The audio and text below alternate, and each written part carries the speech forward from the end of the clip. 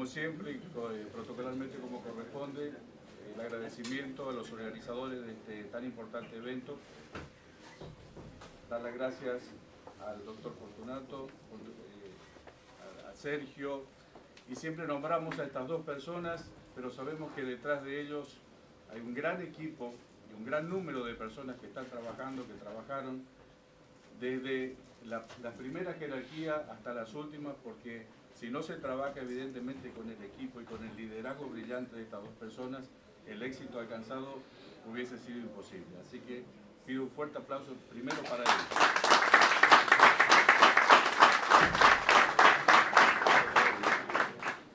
En segundo lugar, y porque corresponde, también quiero dar gracias a las autoridades, al señor gobernador de la provincia de Tucumán y al señor ministro por haberme dado la oportunidad de participar y fundamentalmente dar gracias a Dios. Lo que le voy a comentar es, en principio, una breve reseña de cuál es la situación del servicio penitenciario de la provincia de Tucumán en estos momentos. En el año 2016, a principios del año 2016, fallecieron 2 internos en una comisaría de la capital de Tucumán, como consecuencia de un incendio que protagonizaron ellos mismos por la quema de colchones. A raíz de eso, 2 fiscales presentaron a la Corte Suprema de Justicia de la provincia de Tucumán un recurso de habeas corpus correctivo. Como consecuencia de eso salió una sentencia donde intimaba al Poder Ejecutivo a que regularice la situación de los internos que estaban en las comisarías e inmediatamente los trasladen al ámbito del servicio penitenciario de la provincia. Obviamente el servicio penitenciario de la provincia para nada estaba en condiciones de recibir a los 900 internos que estaban en comisaría. Nosotros tenemos una población de 1.200 internos, con 10 unidades penitenciarias. La última la inauguramos con una capacidad de 200 hace aproximadamente un mes, nada más. Entonces, a partir de eso también la legislatura provincial decretó la ley de emergencia carcelaria y de seguridad en la provincia y una comisión de seguimiento de la ley de emergencia a nivel provincial, donde mensualmente nosotros debemos rendir o hacer el examen, digamos, por decirlo de alguna manera, de cuál es el avance que se está haciendo en materia de la emergencia, que tiene una duración de 12 meses con posibilidad de extensión a 12 meses más. Y bueno, todavía hay mucha gente que no entiende que en una emergencia el tiempo es oro. Entonces por ahí cree que los ritmos y los tiempos de gestión siguen siendo los mismos, pero para nada, y hay que tener un ritmo muchísimo más acelerado. Entonces todo lo que no se hizo, o se debía haber hecho de forma inteligente, planificada y coordinada para que no se llegue a esa situación que llegamos, hoy tenemos que hacerlos en tiempo récord. Por ejemplo, ¿qué se determinó en la sentencia? Que en las comisarías donde, digamos, tiene más población de detenidos, el servicio penitenciario, digamos, traslade su misión a las comisarías y se transformen en destacamentos penitenciarios. Entonces, el mismo personal penitenciario que cumple funciones en el sistema, con un pago adicional de horas extras, cumple turnos de 8 horas en las comisarías en las horas francas que tiene. Nosotros trabajamos 12 horas por 36 horas de franco. Entonces, eso también forma parte de una motivación, de un incentivo económico para el personal que no deja de cumplir su función, solo que en otro espacio geográfico. Eso también nos sirvió a nosotros para mejorar la interacción que tenemos con la policía, porque conocen de nuestro trabajo y nosotros conocemos del trabajo de ellos. Otro elemento fundamental que le quería comentar es que desde mi gestión, le comento, yo gané por concurso nacional de antecedentes el cargo de subdirector general en el año 2006 y hace 2 años me designaron director general. Tengo 38 años de servicio porque estaba retirado y me convocaron y todavía sigo desempeñando día a día esta pasión que nos une evidentemente a todos.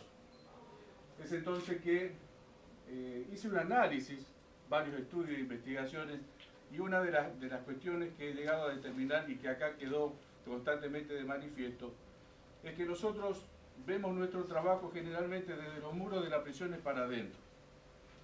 Y cuando hacemos esto, toda la cultura y la personalidad, porque toda organización tiene una personalidad, se refleja también en eso. Como el trabajo nuestro está de los muros para adentro, la personalidad del penitenciario tiende a ser muy introvertida, o sea, todo también lo llevamos para adentro.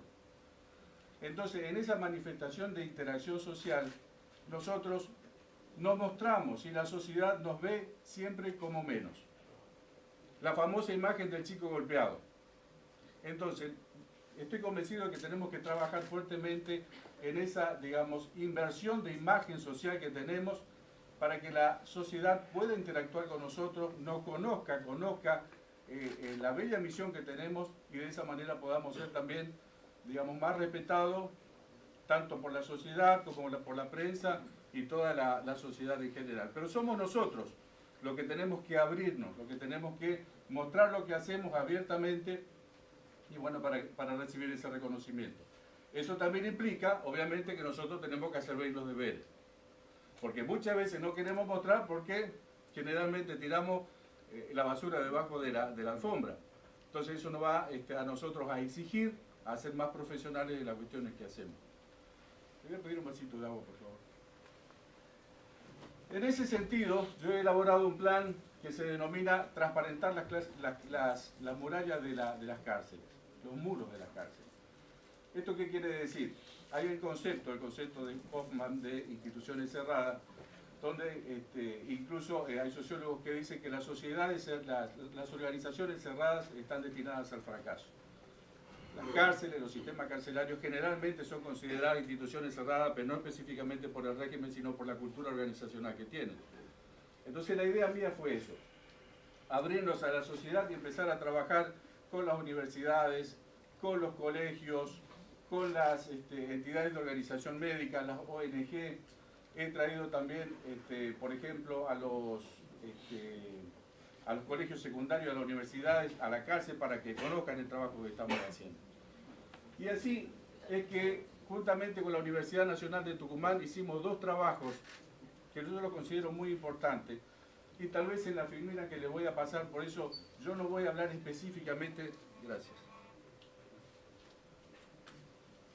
No voy a hablar específicamente de capacitación penitenciaria, pero sí voy a hablar de los recursos humanos.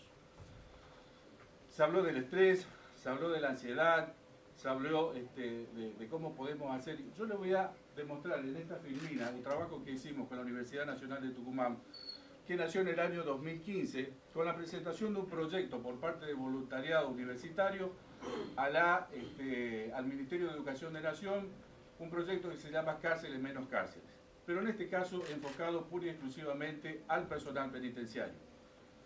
Se hizo un estudio de investigación científica con seguimiento de investigadores universitarios de manera tal de determinar el estado de ansiedad que tiene el personal penitenciario, por un lado, por el otro lado, el nivel de estrés que desarrolla el personal penitenciario en su función y por último, un convenio de articulación con el Ministerio de Salud, que allá se llama Sistema Provincial de Salud, donde se hizo una medición integral clínica del personal para determinar medianamente el estado de salud del personal penitenciario y en base a eso adoptar políticas para el mejoramiento del bienestar del personal.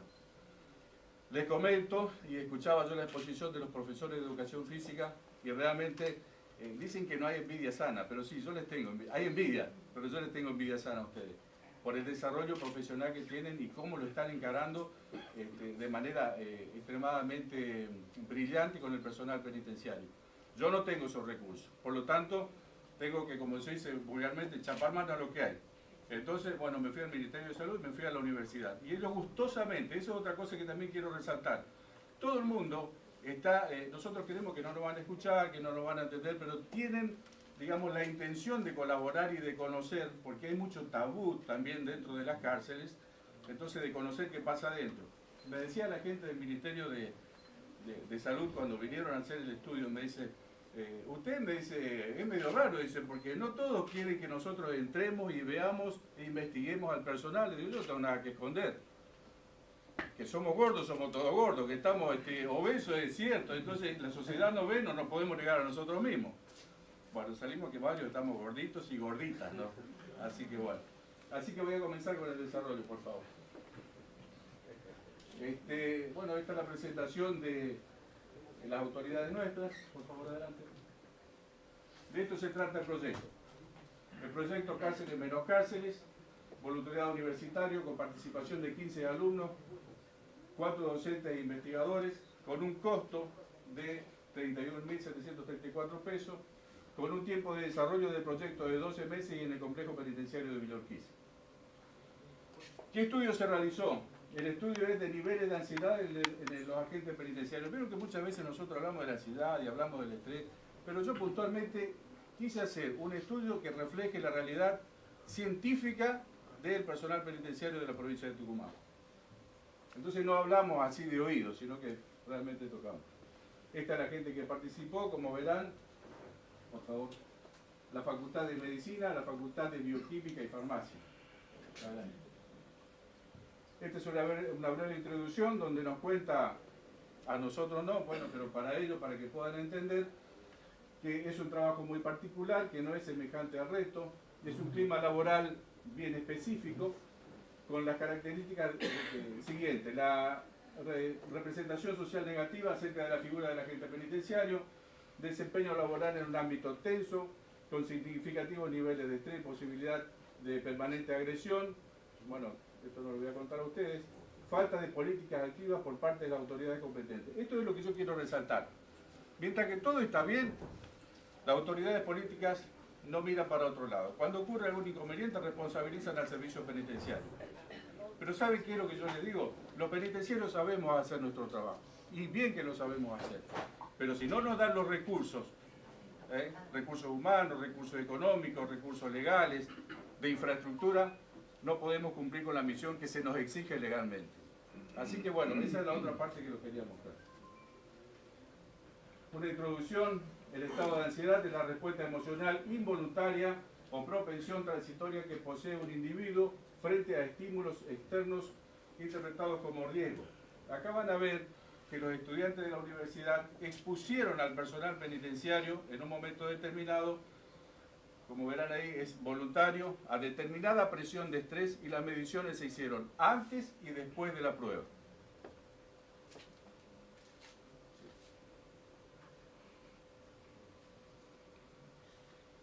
El material del método, como verán, tiene el rigor científico la exposición. Diseño exploratorio, descriptivo, de corte transversal, con una población accesible en 153 internos del Servicio Penitenciario de la provincia de Tucumán, que participaron voluntariamente del estudio durante junio y julio del 2016, con firma de consentimiento informado.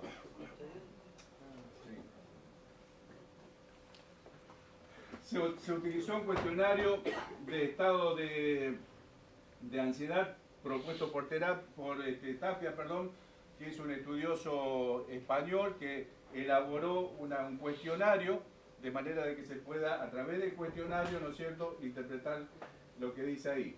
Adoptado válidamente para estudiantes de bajos recursos de Chile, con 14 preguntas cerradas, etcétera, etcétera, da la característica de cuál es el trabajo.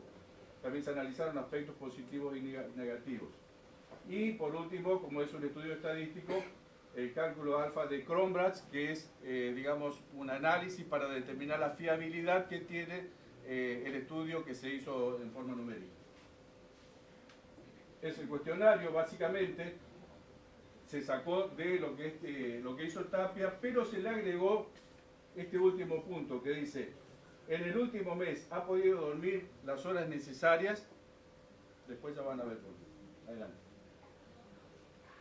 Bueno, esto es el personal que fue expuesto, ¿no es cierto?, a los estudios. Casualmente el director del servicio médico, de la Dirección de Sanidad, también se puso a la prueba porque quiso. El estudio de fiabilidad, el 95% de posibilidad de acierto, ¿no es cierto? La cantidad de hombres, la cantidad de mujeres: 108 hombres, 44 mujeres. Dice: distribución porcentual de las horas sueños, o sea, la cantidad de horas que han dormido, y ellos lo relacionan precisamente para determinar los niveles de ansiedad. Generalmente el resultado que dio es del 84%, o sea que es un nivel medio de estado de ansiedad. La ansiedad en un estado alto sería, y en un estado bajo sería realmente patológico. Por eso este estudio demuestra que realmente los niveles de ansiedad en el personal penitenciario es manejado de manera normal. Los aspectos Los aspectos positivos y negativos tienen que ver cuando, digamos, la ansiedad lo inactiva como para poder actuar, ¿sí? Y los aspectos positivos es cuando lo toma como una medida de protección a la ansiedad de manera que tenga una respuesta favorable. En los dos casos, el estudio es favorable en relación al manejo de la ansiedad en el personal penitenciario. Con respecto a las horas de sueño, el último dice de vez en cuando, o sea, cuando tiene las horas necesarias de dormir, dice que de vez en cuando. No duerme la cantidad de horas necesarias que tiene que dormir para poder descansar. Adelante. Esto es lo que surgió del estudio. El 36% refirió no dormir las horas necesarias, el 9,5% de los agentes presentó niveles altos. Esto quiere decir que lo negativo del estudio está en el menos del 10%. ¿Sí? De la ansiedad positiva, acá demostramos lo que el número, lo que habíamos visto anteriormente, la negativa también. La conclusión de esta primera parte del estudio dice: se detecta que a pesar de que un elevado porcentaje de agentes refirieron no dormir las horas necesarias, el nivel de ansiedad es bajo, lo que indicaría una adaptabilidad del personal penitenciario a los estímulos externos riesgosos. ¿Esto qué quiere decir? De que como que el personal penitenciario desarrolla dentro de sus actividades condiciones que no son comunes en el resto de las áreas de trabajo. Adelante. El otro estudio, respuesta fisiológica de los agentes penitenciarios frente a estímulos estresantes. Parece medio largo, medio complicado, pero a la gente de la universidad le gusta poner estos títulos. Adelante. La gente que participó. El objetivo, evaluar la respuesta fisiológica del personal penitenciario a estímulos estresantes equivalentes a extensores ocupacionales mínimos. Adelante. El método de trabajo, qué fue lo que se utilizó: presión arterial, frecuencia cardíaca, frecuencia respiratoria, sudoración y deseos de ir al sanitario. Fíjense la medición que se hizo, deseos de ir al sanitario. Y acá le voy a hacer un adelanto que tiene mucho que ver con el tema género. Ahí hay una chica que me dijeron que hable del tema género porque también hice algunas innovaciones con respecto a esto. Primero he puesto como subdirectora de unidades penitenciarias de todos los, digamos, las condiciones que tenemos, de mujeres, de hombres, de varones, de menores, de mayores, a personal femenino. O sea que la conducción estratégica de una unidad penitenciaria está dada por un oficial superior masculino y una oficial superior femenina en el rango de subdirectora. Últimamente, dado el nivel de desarrollo y lo positivo que significó esa experiencia, tengo dos directoras de unidades, una como directora de una unidad de jóvenes adultos con 157 internos y la otra directora de una cárcel de mayores varones procesados y condenados. Así que el género en este sentido, digamos, cumplió un rol fundamental en la conducción de la institución. Seguimos. Los estudios que se hicieron. Sí. Seguimos. Seguimos. El índice de fiabilidad, 95%, ¿no es cierto? Bueno, y acá tenemos los primeros momentos, antes y después, gráfico de distribución de presión arterial. Hombres y mujeres, ¿sí? Mejor dicho, mujeres y hombres. ¿Qué es lo que nosotros notamos acá? Que las mujeres tienen mucho mejor reacción en este sentido porque, por el contrario de mantenerse la presión arterial después de haber hecho el ejercicio de estrés, han bajado los niveles de presión arterial. No así los hombres. Continuamos. En este caso, también, por favor, el siguiente, se demuestra lo mismo. Acá la frecuencia cardíaca. En el caso de los hombres, medianamente como que se mantuvieron los percentiles. Y en el caso de la mujer, fíjense ustedes que después de la situación de estrés, la frecuencia cardíaca ha disminuido. O sea, como decían ayer, que la mujer tiene que hacer un esfuerzo como para ponerse a la altura de los hombres, yo creo que es una condición natural. No es que creo, está demostrado científicamente. Lo mismo con la frecuencia respiratoria. Seguimos. La sudorización y las ganas de ir al baño, también las mujeres tienen mucho mejor respuesta que los varones.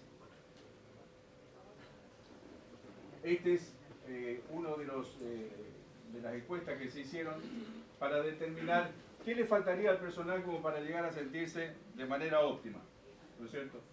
Lo que muchos dijeron es poder descansar, que se respete su horario de salida, no tener frío, dormir lo suficiente, seguridad y más tiempo para sí mismo. ¿Cuáles son las conclusiones? Frente a los estímulos de la respuesta fisiológica de la sudoración se observó en ambos sexos. En el sexo masculino se incrementó la frecuencia cardíaca y el deseo de ir al baño. No sé por qué es eso. No se observó el efecto de presión arterial y de frecuencia cardíaca. Y los agentes penitenciarios evidenciaron adecuada tolerancia al estrés ocupacional mínimo. Esto no lo estamos diciendo tocando de oído. Esto es el resultado, ¿no es cierto?, de una apreciación y de una investigación científica seria y que fue aprobada por la Universidad Nacional de Tucumán. El último trabajo que hicimos es un estudio, como le dije, un estudio de medición que se hizo con el personal penitenciario con participación del Ministerio de Salud de la provincia. Sí. Esta es la población, un total de 508 efectivos, éramos 508, ahora con este tema de la emergencia incorporaron a 300 agentes penitenciarios que terminaron el curso.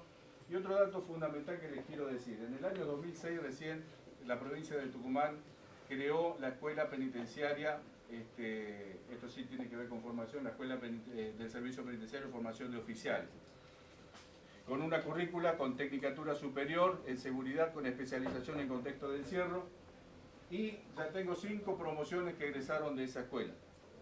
Tuve el honor y la responsabilidad de haber creado esa escuela en la provincia de Tucumán. Por otro lado, hace 2 años también hemos creado la Escuela de Personal Subalterno con una duración de cursos que son de 6 meses, y ya tengo 3 promociones también afuera. Bueno, en este entonces teníamos nosotros 508 efectivos, de los cuales el 20% masculino y el 80%, el 20% femenino y el 80% masculino. Sí. Las edades, como verán, el mayor promedio lo tenemos en los 30 años aproximadamente, de 30 a 39, ¿no es cierto?, tanto hombres como mujeres. Seguimos. El porcentaje, seguimos. Gráfico de cantidad por peso, acá es donde estamos complicados todos.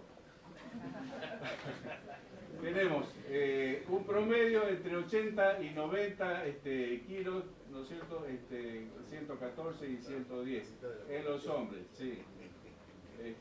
Bueno, convengamos que la ranchada es buena la cárcel, ¿o no? Sí. Entonces, la cantidad de mujeres también, pero ya van a ver que están dentro, el personal femenino cuida mucho más, obviamente, su silueta que el personal masculino.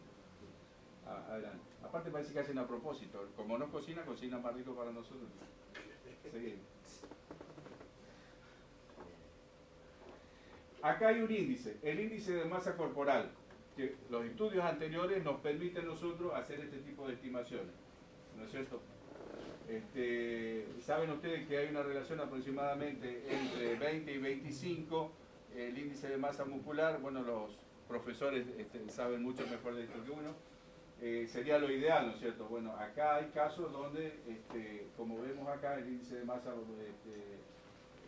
corporal o muscular en varones y en mujeres, ¿no es cierto? En 20 tenemos 207 varones, y después todo lo que está por debajo de 20 es mórbido, es riesgo, ya van a ver. Esto es otro estudio. Bajo peso, peso normal, obesidad leve. Como verán, la característica de mi exposición es absolutamente distinta a la del resto.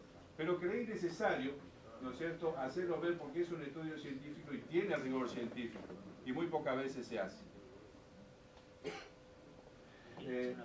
¿Cómo? ¿Me quieren hacer una pregunta? Sí, disculpe. ¿Qué tal? Buenos días. Quería informar que nosotros desde la parte del servicio penitenciario de la provincia del Chaco, desde la parte de educación física, yo soy profesora de educación física, se hizo en un año, en el año 2015 se presentó un proyecto que nos aprobaron, y y se trabajó con la parte de salud de la provincia. Se trabajó en conjunto con doctores, enfermeras, y donde se asistieron, digamos, todo el personal, en la mayoría el personal del servicio de la provincia, a realizarse estudios